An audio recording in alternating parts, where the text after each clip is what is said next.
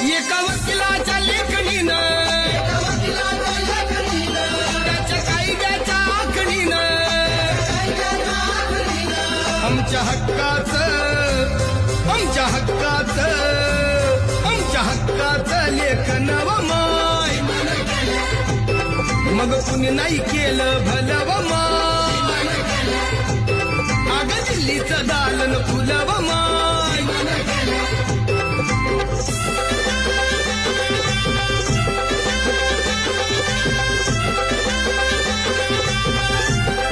तुमच्या पोरानं शाळेत शिकावं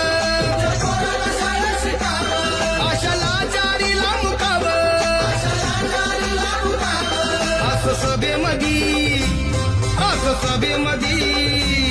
असं सभेमध्ये भाषण व माय